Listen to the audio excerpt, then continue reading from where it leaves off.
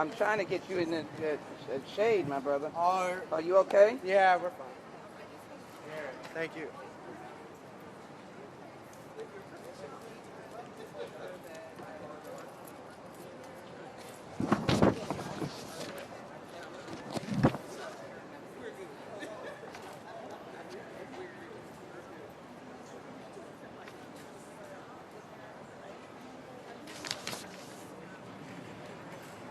Pleasure to see you. How are you?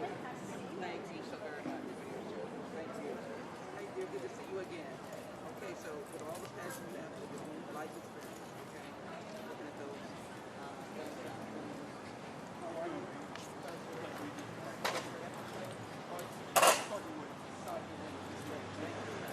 How are you? Good. Thank you also very much for this is your space, right? Not mine. Glad to be at your home, okay? Thank you.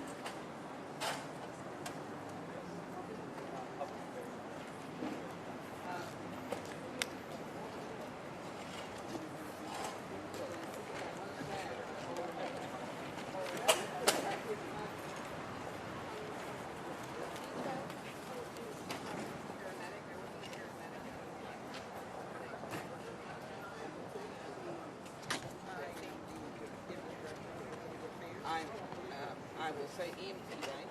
Is that correct? So,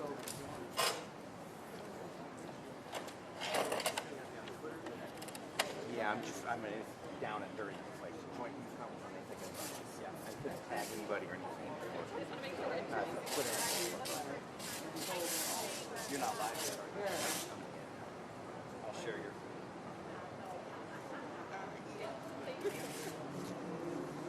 Yeah, just a joint in-touch flags.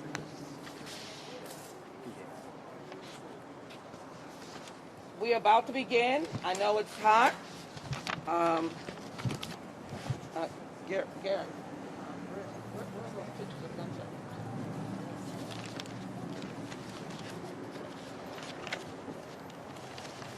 Thanks. Okay, you're gonna have to do more than just do this. Okay, you're gonna have to hold this. Okay. Thank you. And put all that down. That's not important. Well, if some of them could, that would be very helpful. So if I get a mom to hold these two flags, and then on the side of that would be great. Along with Alex. Thank you. But Alex, you're supposed to be taking a picture, so I need to move it. Yeah. We're ready to come right now. We're ready to go. Yes. Is this not standing up or what? What? Not in your shot here, am I? Okay. So let's get moms over here, please.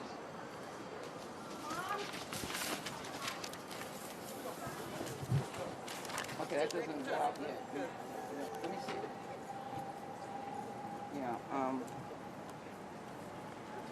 Yeah, it could, but somebody's going to have to hold that too because it's going to fly off. Is somebody in there?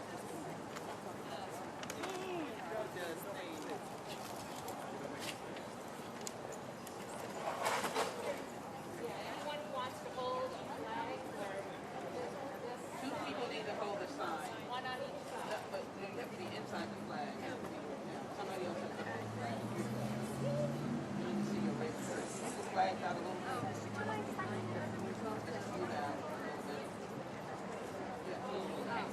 Somebody hold that separately.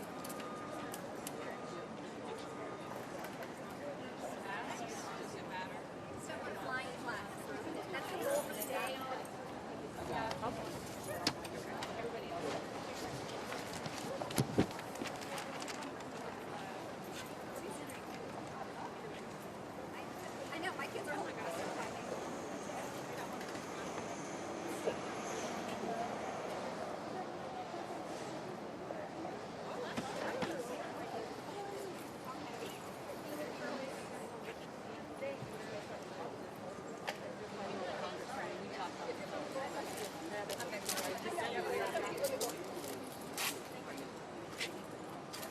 I will get them all. Okay, we need to get started. Come on, officers.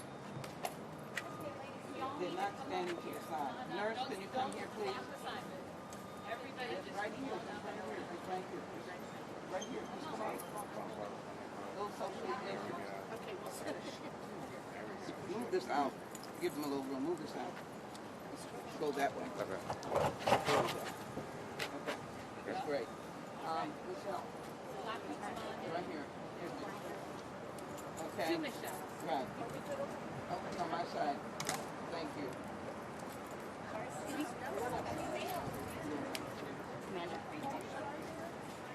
She just wanted us all around. And where is Sergeant? What's our best angle? Well, I guess.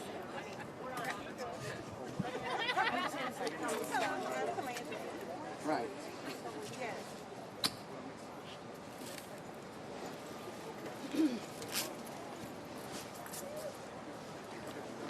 And this will let you know when you come up. Okay. It's just to understand. Okay. And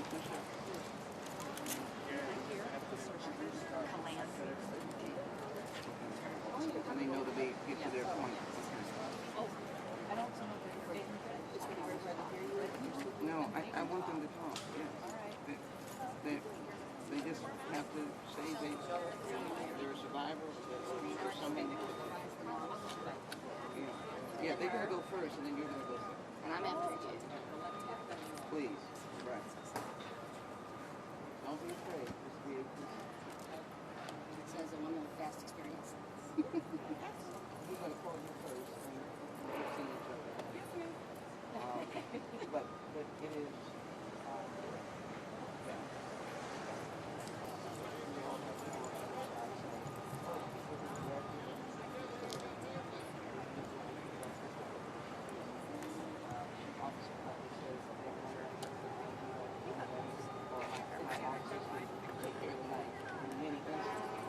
You can stand here, and you can use an automatic. That gentleman yesterday, and that was yesterday. Yeah, he had an automatic computer, 11 magazines.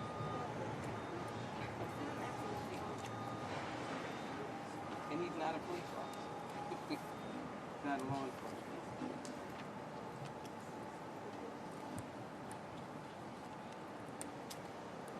Thank you. Because you'll be able to. Perfect. Thank you, sir.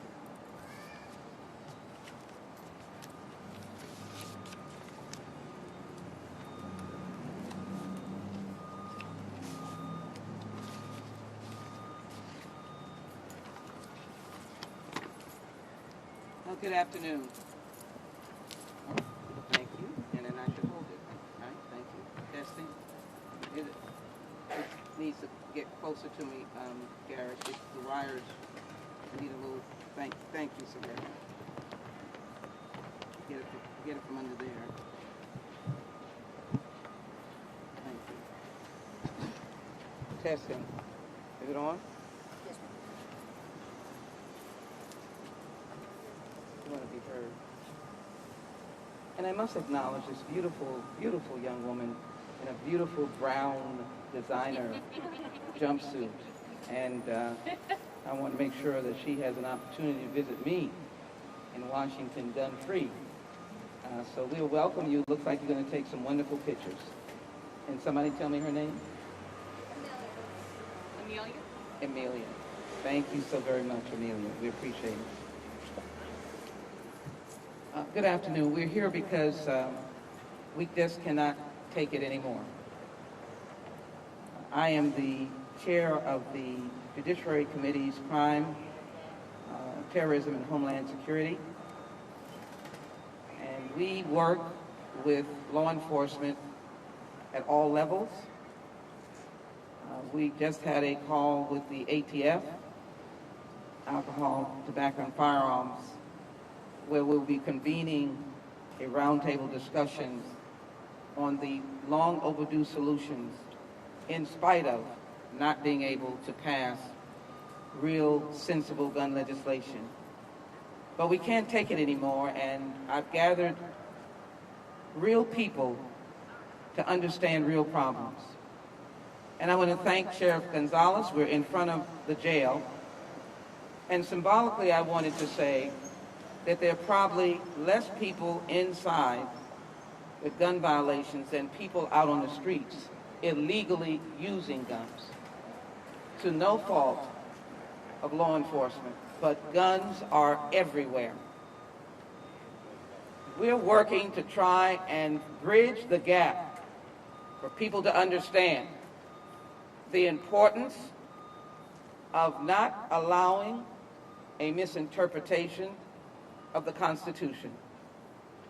I have not heard one comment opposing the Second Amendment as I've walked among those persons who will speak. But we can't take it anymore. We are desperately in need of understanding why a pregnant mother has never gotten a chance to hold her newborn baby in her arms. You see, I'm a mother, and if I was to allow myself right now, I would break down, because that has been bothering me ever since I heard that she was shot in the head and that she ultimately died. A glimmer of joy that that baby survived, but he or she comes into a world with wonderment. Why me? Why my mother? Why I don't have the ability to lean against my mothers? And so today we want to have you hear what guns mean.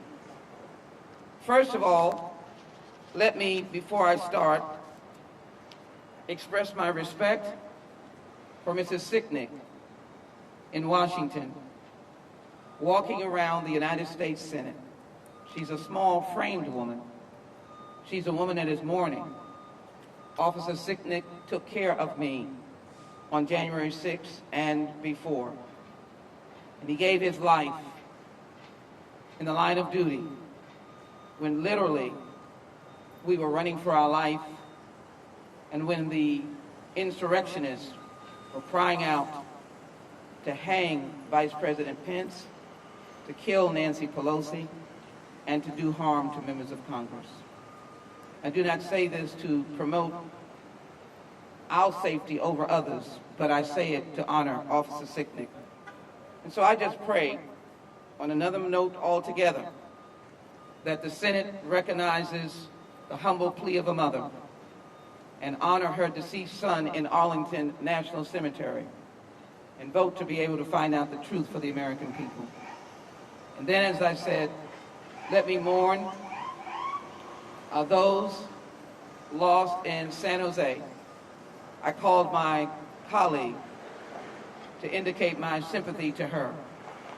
He had 2 semi-automatics and 11 magazines. Maybe some of our law enforcement officers will explain just what that is.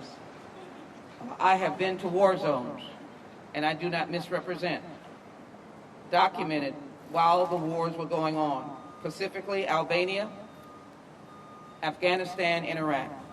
Sat down to mess, and that is the mess hall, with soldiers who were going out and putting their lives on the line. Battle machinery, in war, lost lives, and yet we can come to civilian streets of America, and people can, without any restraint, have semi-automatic guns. Let me take a moment before we hear from our victims to set the tone. I remember when I passed an ordinance in the city of Houston way many years ago that parents would be held responsible for a gun getting in the hands of children. Yes, there is an ordinance on the books. But I remember medical professionals then saying a child injured would cost between $67,000 to $100,000 if they lived for medical care with a gunshot wound. That was many years ago. I know that it is exponential for a child that survives and an adult. Gun injuries take a long time because this is what they look like. This is a gun wound. Thank you, Sam. This is a gun wound. This is a gun wound. I can't. In the face. Our bodies are not meant to take this kind of intrusion. This is a gun wound on the back. And this is a bullet of sizes that one could not imagine. These wounds are catastrophic. The devastation of healing, if they live, is catastrophic. So today we have come to do several things. Again, my thoughts and prayers, but it's not enough with those who died in San Jose. The difficulty of that is that they went to work. That's all they did. And if we begin to think about who else innocently went somewhere, forgive me, I've got to remind us. We know of we know of San Jose. We know of Santa Fe, which was around this time, our own neighbors as well. We know of Parkland, Sandy Hook, Pulse nightclub. We know of Columbine many, many years ago, Virginia Tech.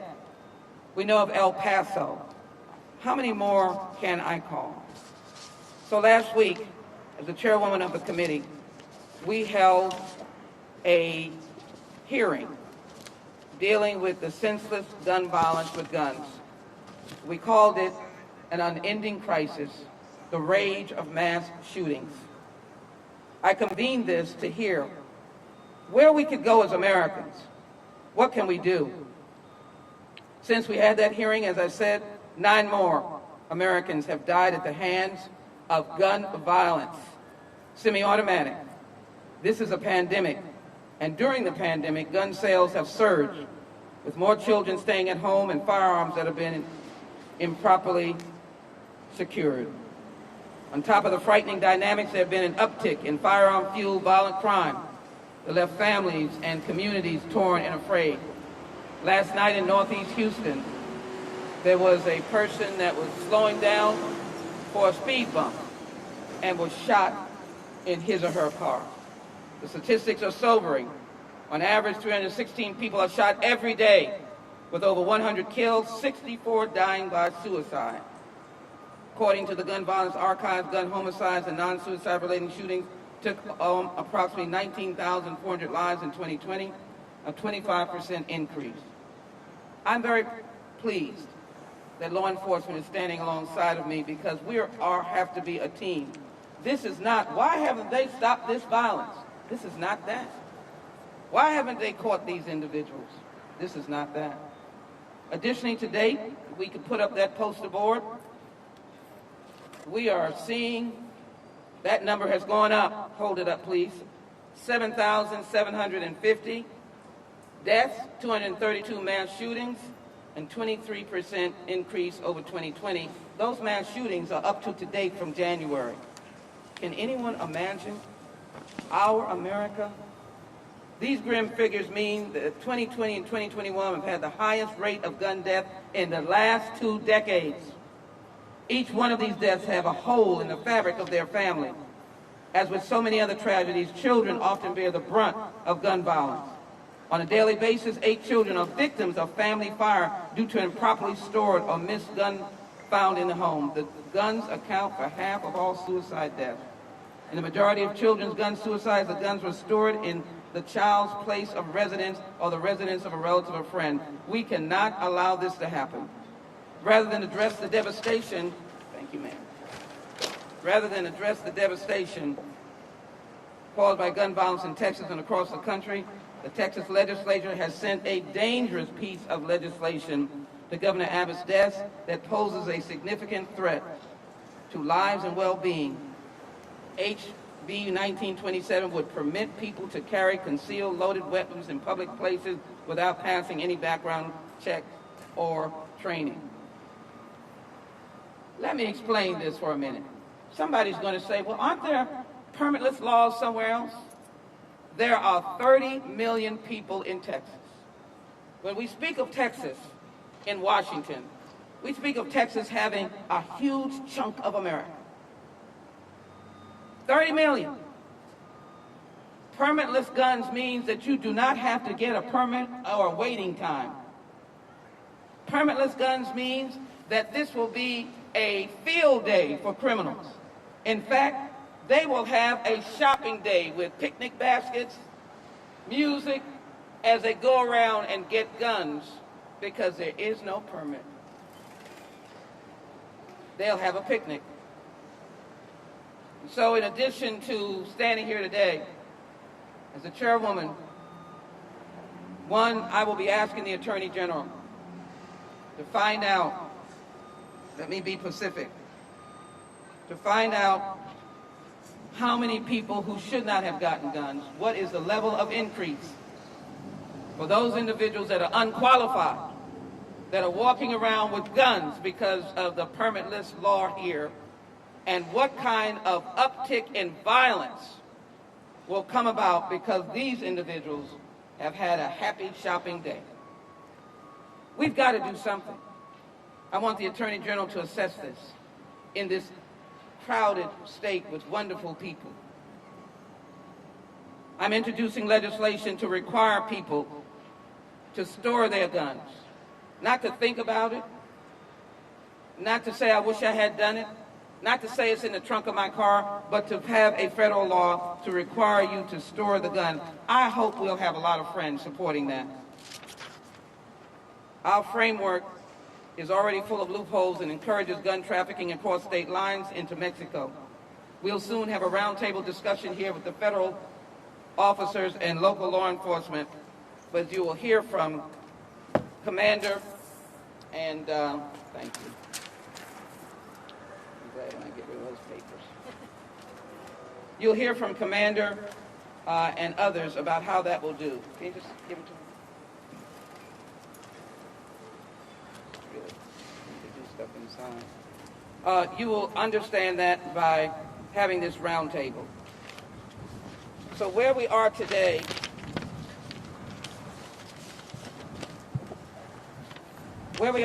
is that in addition to the storage laws, we want to implement red flag laws. We want to implement a prohibition of ghost guns that have no serials. Why should these be opposed by anyone? When there are so many gun violence victims, when there is a semi-automatic being used against someone's employees, fellow colleagues, and it's 11 magazines, so you'd never run out of ammunition. That's what we need to do, but we need voices being heard. So, I'm not going to be idle. We're going to pass a gun storage bill, red flags law, to be able to help us discern who should have a gun. I would venture to say that the perpetrator in San Jose did not need to have a gun. He needed help, but he didn't get it, and there are now 8 families. I will call the names of these individuals at the conclusion of this press conference. I went to El Paso. I visited gun victims at their bedside. I saw some that did not make it, and I remember that to this day. So we're going to have red flag laws. The perpetrator in El Paso should not have had a gun. He was filled with hate. We're going to have the outlawing of ghost guns that you can make and it has no serial number. Who could be against that? And I believe we should find out whether the law that's been passed and will be signed will provide an uptick in crime, but more importantly, the question would be, who got guns that were not supposed to get them? It's important for the Department of Justice to take a look at that, because we need remedies here in Texas. We need solutions. As I do that, let me thank you all for being here and ask our 2 very courageous women who've experienced gun violence in their lives to come forward now and introduce themselves at first, and then you second, and let us know briefly your story.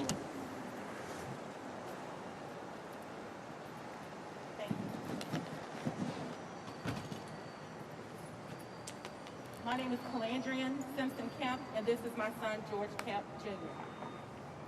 It's very hard and difficult to stand here today because I no longer have my son. And I always wonder, where did the guns come from? As a mother, you try to do everything you can to preserve your child's life, sending them to school to make sure that they have their shots. But I had no idea that I needed to be aware about guns. I don't know if Facebook memory popping up on my phone is good or not. I try to push my husband because he has prostate cancer to say, we're going to be okay. We got to just keep fighting. We got to just keep going. Got to keep going. But yesterday, when I opened my phone, a video popped up of my son. He was in high school, and he was having fun, and he was laughing with his friends. But I haven't heard his voice in 8 years. And that's just real. I haven't seen him move. I haven't seen anything. And then when you have your child, as a mother, as Congressman spoke about that mother that's not here for her baby. When you have your child, they come bring your baby all wrapped up in a beautiful blanket. And then you get to name your child. And then you have all the hopes and dreams for their future, and you do those things for your child. But then when you get a phone call to say that your child is no longer here, and you are stunned, like, what? What are you talking about? To say that your son has been shot. Shot? What do you mean? Oh, boy. Shot? Oh, okay, what hospital? Oh, no, ma'am. I'm sorry to tell you, your son didn't survive. Every being in me, everything that I can think about from day one left my body. And it's still gone. I'm fighting to try to find it, but I don't know if I can. I have to continue to do things like this to come out to speak about it because I don't want you suffering the way that I have been suffering. I screamed and cried yesterday like it was day one at the funeral. I haven't had that kind of cry in 8 years, but just to see, I can't even tell you the impact is unmeasurable. It's so unmeasurable. But we don't have to live like this. Where did the guns come from? Why did young adults have access to guns? I know they were not legal. Who's going to be responsible as my son lay in a 10-foot hole? I don't get to see him coming through the house saying, Mom, what did you cook today? Just for me to get up to do my own bodily function is just to use the restroom. I pass by his bedroom, and it's still empty. It's still empty. But in order for me to stand up again, I have to create his bedroom into an office space so that I can feel the energy that I have for what's right, to use my voice to keep speaking for George and the countless others in our city, that across our country and our nation that are losing their lives for no reason. When the photos of the bullets were shown, I had to turn away. I can't because when I got my son in that beautiful blanket that the hospital gave me, I never would have imagined that they would have put my son in a body bag. But it happened. And that's hard. And so I stand in support of all the laws that we are needing to keep our community safe. Do it for George. Do it for your neighbor. Do it for the person down the street that's grieving in silence. But I'm telling you, we're here today because this is very important, because we don't have to live like this. Thank you.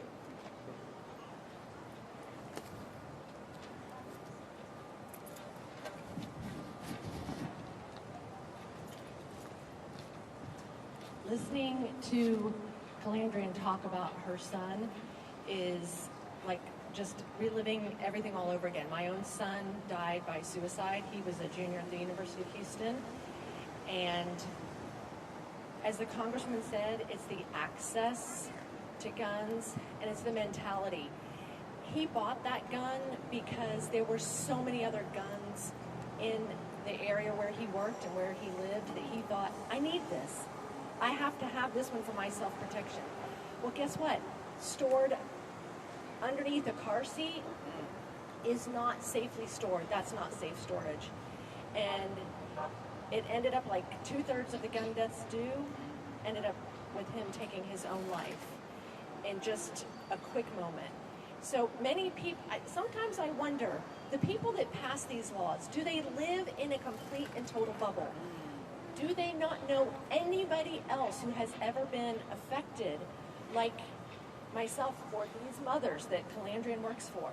Do they not realize people are burying their children? They're burying their brothers who are veterans. Every day they're burying mothers. Who thinks you're going to bury a pregnant mother who has everything to look forward to? So I stand here in solidarity with you. I stand here in disgust that they're passing that permitless carry, and I stand here wanting to be as supportive as we can of the U.S. Senate in passing the background checks for all gun sales. Thank you so much for listening. And the only place that I can keep my son Kelsey right now is just here. That's the only place that I see him.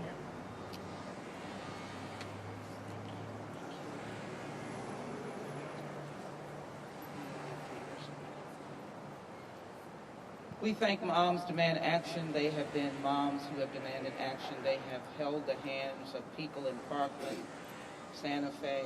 They have cried with them. One of their members, my dear friend, is not here because around the time of Santa Fe, and I know she would not mind because she's been a witness in front of my committee, she has to leave out of the perimeter. She has to leave Texas. And God knows, as this bill is being signed, just imagine how it would be she'd be here when her daughter died, and another reinforcement of more guns. So thank you, Moms Demand Action. Michelle Herkowitz, thank you so very much.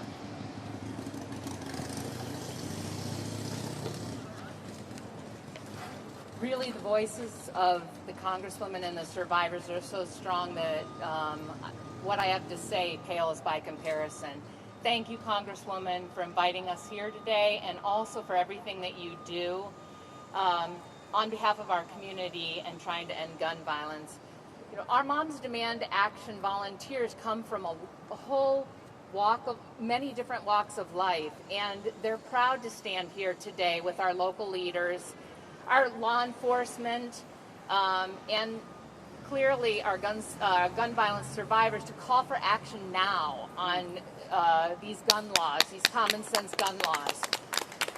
Once again, as the Congresswoman said, a community's been rocked by gun violence. We know this heartbreak in Texas, and our hearts are with everyone impacted by the tragic shooting in San Jose. I can tell you, about 30 years ago, I lived about 15 minutes from this shooting. If gun violence hasn't touched your life, it will soon. I can tell you the shooting and the daily gun violence in Texas and across the country, as well as a rash of gun violence that is disproportionately killing Black, Latinx, and trans people, is another painful reminder about how urgent our gun violence crisis is.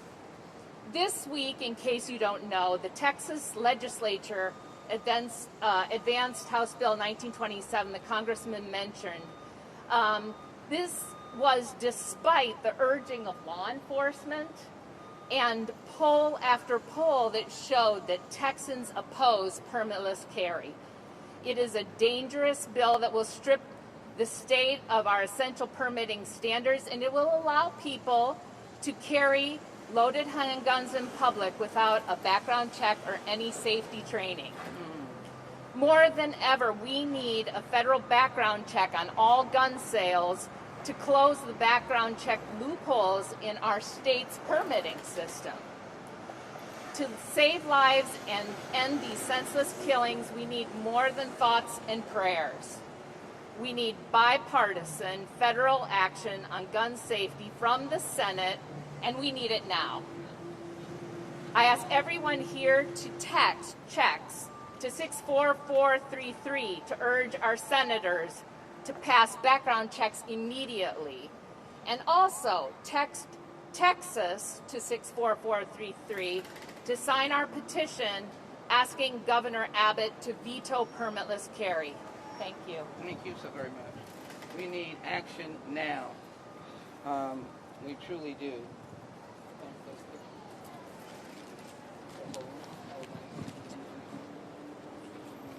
I indicated to you that when I did gun violence issues way back as a member of the Houston City Council, we had medical professionals come and testify at the city council. It was a pretty tough city council at that time to talk about the enormous medical costs.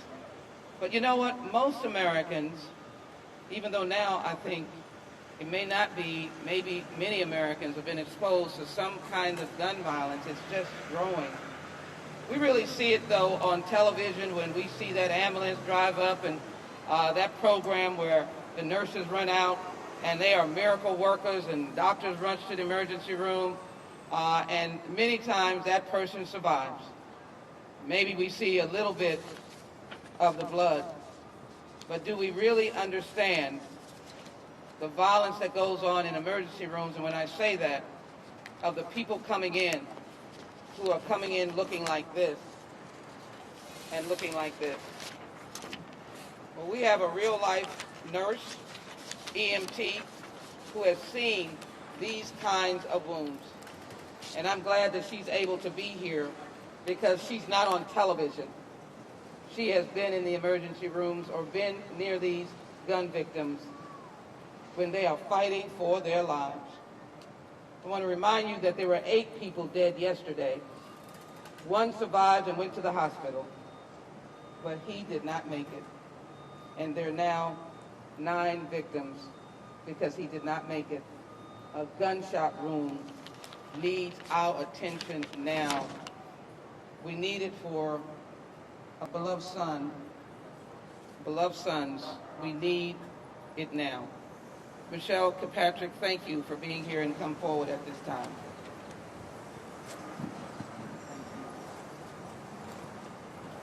Thank you, Congresswoman, for allowing me to be here. We all know that gun violence kills people, but what we often don't think about is what kind of damage it can do to the body and how that affects not only the patient but the family members. When a bullet hits and enters the body, it causes massive destruction. Not only does it cause tissue damage, but it also shatters bones and dislocates limbs. A gunshot wound to the abdomen can cause enough damage that a person may have to have a colostomy bag for the rest of their life. For those of you that don't know what a colostomy bag is, it is a bag attached to your abdomen in which feces is removed and you're unable to use the restroom normally for the rest of your life. We need to learn to talk again as well as, a gunshot wound to the head, if a person survives this, they will never be the same. They need to learn to walk and talk again and do simple tasks such as tying their shoes. They may not ever be normal again, and it's unlikely that they'll be able to resume the activities or the career that they had before they were shot. If a bullet hits the spinal cord, depending on where it hits, and the person survives, they may be paralyzed from the waist down or from the neck down. The recovery time that it takes for a gunshot wound varies by where the person is shot. It can range from 3 days to 300 days to the rest of their lives.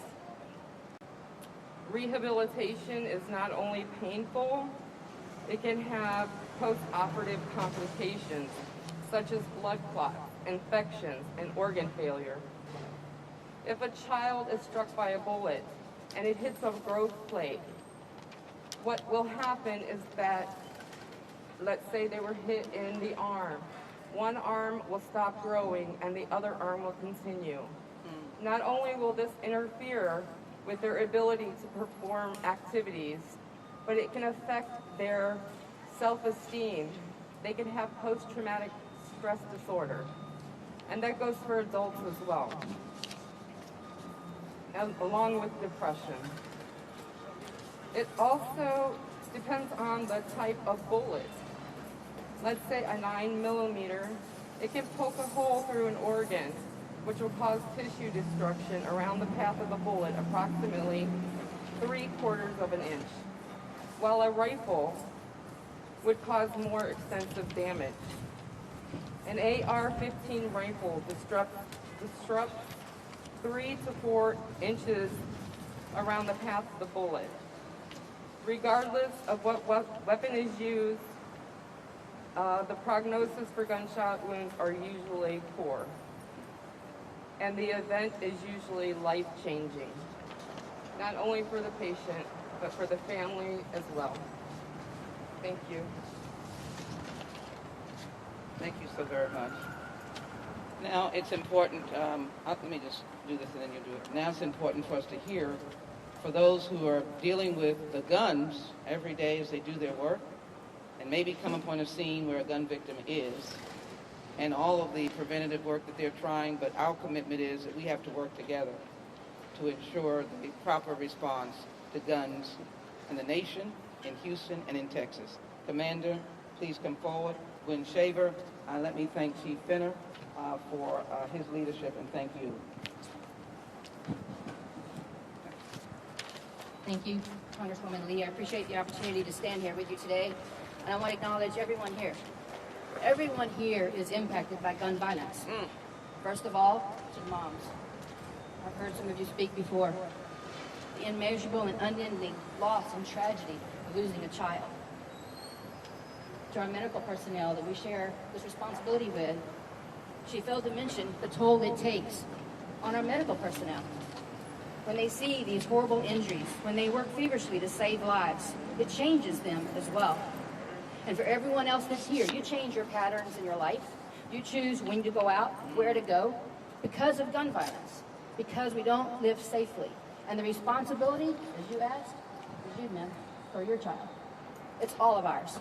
We are all responsible to partner, to work together, to make a safer society for those children, for your children, for our children. We can't do it alone. Law enforcement by itself cannot make a significant difference without our partners. We partner on a daily basis with ATF, which is Alcohol Tobacco Bureau, with Firearm Bureau, and with FBI. We seek federal charges, taking these high-velocity, high-magazine potential guns off the street. We're sending law enforcement officers out there who also have families. We're putting them in harm's way because we haven't had reasonable conversations about making a safer community and addressing the guns within our society. And we owe that to each other. I spoke to a child asking her what she wanted. This is a 7-year-old child whose innocence should not be stolen. And she wanted alligators in her yard because her house is getting shot up on a weekly basis. Because she thought if she had alligators in her yard, the bad people would stay further away. She spent her nights on the floor because she was afraid to sleep in her bed. That's not the community we choose. That's not the neighborhood we want. That's not what we want our children to live in fear. And law enforcement works diligently on a daily basis. I lead robbery division, and we see guns come into play every day, every day. Recently, in some of our robberies, we've had witnesses shot who tried to assist somebody being robbed. We've had complainants shot because they couldn't get something off their arm, a piece of jewelry. They couldn't give it up fast enough. Guns being accessible in our community to the degree that they are, falling into these hands makes all of us unsafe. And I appreciate the opportunity to stand with you today and to address the concerns we have together, because it affects every one of us. We're going to help you, Commander. We really are. Thank you so very much. I'm glad to say that we are standing with HPD, and we're standing with the Harris County Sheriff's Department. We're at their home in terms of their space. We're behind a jail, and so won't necessarily call it their home, but it's under their jurisdiction. So thank you to Sheriff Gonzalez to have representation as to how you see it. Obviously, the Sheriff's Department has far-reaching into Harris County, and so we now have Sergeant Williams to provide us with insight from that perspective. Take these off real quickly. Good evening. I had a whole little speech together before I came, but I'm going to throw that away. Because standing here alone, the first thing coming to my mind, looking at these mothers and aunts and family members, is trauma. Yeah. The Congresswoman spoke about it, the Vanna spoke about it, we're dealing with trauma. The number one thing we're dealing, again, is trauma, which leads to mental health. I've been blessed to be under the command of our sheriff. One thing, he's been innovative in 3 major issues. One, mental health. Unfortunately, it's a sad statement, as the Congresswoman knows. Harris County Jail over there is the largest mental institution in Harris County, or in the state of Texas. But it's a positive aspect because why? We enforcing so much funds to have a deputy along with a medical clinician to go out on these mental health calls. So we can deal with the mental health aspect of it when it comes down to gun violence and other violence that we see in our communities. The second thing is technology. We have a program called Snapshot, which you've been hearing on the news. That has helped us take guns off the street and arrest criminals that need to be taken off the street. The third thing is the sheriff saw a social gap in between law enforcement as well as the communities. So we started an organization, a group, a unit called CPOP, and that stands for Community Problem Orientated Policing. And what that means, we're going to bridge the gap between the social issues as well as the law enforcement issues together. Because this organization is great, but it's based on trauma. So we're going to work together to educate, is number one, the community about gun violence and got the trauma that we're dealing with here in Harris County, and also how to heal together as a unity. Not as a partnership, but as a relationship. And I thank you again for the Congresswoman for this time, and you have a blessed evening. Thank you. Thank you. We're coming to a close with the idea of what law enforcement sees. Both of them collectively talked about guns being part of the trauma. Commander indicated so many guns. Sergeant indicated, I think his primary point was the trauma and the need for, in addition to the guns, the long-standing trauma that gun victims or families of gun victims will face. We heard from the gun victims themselves. We also heard from Moms Demand Action, which has been enormously faithful. And so, thank you. I'm going to call the roll and then open it up for questions. But I need to call this roll to let you know that it is unending, which is what my hearing said last week when I convened the hearing on the endless crisis of mass shootings and the endless crisis of gun violence. So this is not all of them, but Las Vegas, 59 killed, 500 injured. Can you believe it? 500 were injured. Columbine, when I first came to the United States Congress, Columbine had automatic rifles in high school. Automatic rifles in high school. Can anyone believe that Parkland, high school students, had 17 victims? 17 victims. I was with their father, a father of one of the beautiful students, Fred Guttenberg, who does what you all are doing. Fred just puts himself out. I thank you, Fred. And he subjects himself to pain all the time. Parkland is certainly a tragic situation. There are others, of course. Orlando, Pulse nightclub, celebrating and having fun. And we heard Michelle Berkowitz talk about trans and LGBTQ, and that's what Orlando was about. We don't know of the negative attitude that went on, but Parkland and Pulse. We know El Paso, and headline, he was targeting Mexicans. He had a gun. He should not have a gun. Man charged with murder after deputy said he shot woman at Spring Home. And this, I believe, is the situation that involved the pregnant mother, or just another shooting that was going on. The pregnant mother, unfortunately, did not live. And of course, 9 people died yesterday. Santa Fe, which I kind of said but earlier, and Santa Fe, which is right in our neighborhood. So what we're going to do in the meantime is continue to fight for the passage of the background check, universal background check, if you can imagine, passed many months ago from the House of Representatives, many months ago, the Charleston loophole. But guess what we have now in one state of 30 million people, a large chunk of Americans. We now have in the next couple of days, with the governor's signature, permitless purchasing. And that means that the question will be, how many criminals will have a picnic basket and go shopping for guns in Texas? How many other states will come into Texas to buy guns or sell guns? It'll be a gun paradise. But how many innocent people going over a speed bump will get shot while they're driving? How many persons will be shot in their house and laid down under the bed? How many 7-year-olds will be frightened and calling out for alligators? Those of us who live in lives that may be far different from others, that when we hear the backfiring of a car, how many of us think it's gunfire? How sad it was to have gunfire at the George Floyd Plaza in Minneapolis on the day he died. Guns, guns, guns. And so, if we can't get our hands around what the Senate is doing, we're going to keep moving forward. We're going to pass a gun storage bill, which I'm introducing. We're going to seek to pass red flags to make sure people get help that shouldn't have guns. We're going to stop the making of ghost guns made in your backyard or wherever it is. No serial number. No one can find it when they commit a crime. And we're going to determine by the Department of Justice whether or not the permitless guns are causing more crime, or whether or not people who shouldn't get them are getting them. That might be the obvious. Because I started out by saying enough is enough. I'm standing in front of offices. The jail is over here. I want to make sure everybody knows I know. But I asked the question, how many people are in there on gun offenses as opposed to people who are running around with guns? Why? Because you can get a gun a minute.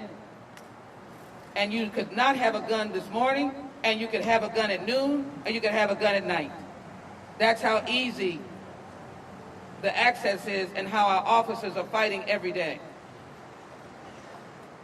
I don't like stab wounds, but I'd venture to say that our officers are seeing guns in their business more than knives or someone throwing a bottle. And I imagine Nurse Kirkpatrick is seeing the bloodshed of a gun wound that is as horrific as it can possibly be. So let me indicate that why we're gathered here today is on several reasons. One, to offer these legislative federal actions. Don't want to be redundant, but storage, just lock your guns up, red flags, ghosts, to push for the passage of universal background check, and as well to have the Charleston loophole, but also the Department of Justice help us. And then I'm here to announce that in the next couple of weeks, we will have a gun buyback in this community. And we're going to be calling on all manner of people to help us work on the gun buyback. We'll be in an open space. We'll be calling on our corporate friends.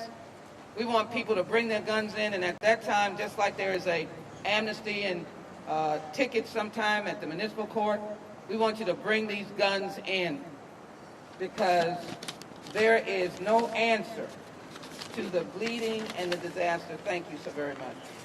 The bleeding and the disaster of gun wounds. There is no answer. And so I want this announcement to go out, a gun buyback. Listen out. We won't be standing by ourselves. We hopefully will have a conglomerate of individuals in law enforcement working with us. We already know that we have law enforcement that have said yes. We're just going to keep working. So, I mourn the loss of lives in San Jose, but I mourn the loss of lives in every place that I call. And families,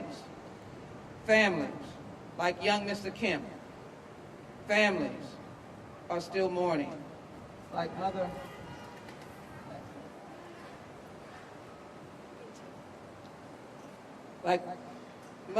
Mrs. Winter, mourning, and how many others have experienced it. And I'll just say this, because they are my neighbors and I love them. We lost officers. I think the most recent was Sergeant Preston, if I'm not mistaken, in HPD. And Sergeant Preston was not killed with a bottle or bad looks. He was killed with someone with a gun in a domestic violence call, of which he saved the life of the mother and son. A gun killed an officer in the line of duty. Guns, I believe, killed the deputy that was the Indian deputy. Yes. Delaware. Guns. So let's stop with the guns and let's stand together as a united community and let's do something. I just hope that people hear this and they'll want to do something. And that this will be important enough that someone will talk about it, that people are standing up and acknowledging that this is not the way we need to go. Any questions?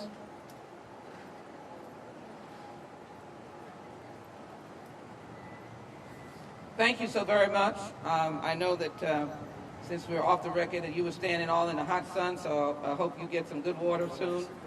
And I hope your producers in the various stations, if they're looking at this is an important statement that we're making here.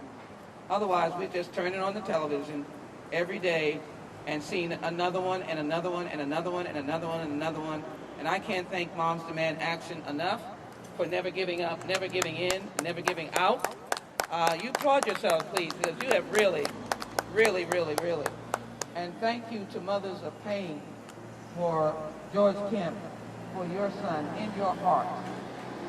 And it was such a beautiful, heartwarming, but very sad story.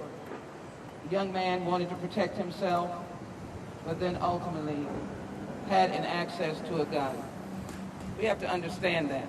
So I want to bring all of this to an end, and that's why we're here today. And my, how should I say it, metaphor of happy shopping days once a permitless bill is in place. Happy shopping days. Get a picnic bag.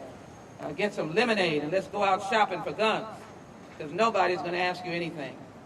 So my point was there are probably less people in there on a gun offense than the ones running around, because everybody can get a gun now, no matter what your background, what your criminal background, where you came from. You can roll into Texas with a criminal background and say, this is the place to go shopping. That's the tragedy. Thank you all so very much. God bless all of you, and God bless the United States of America.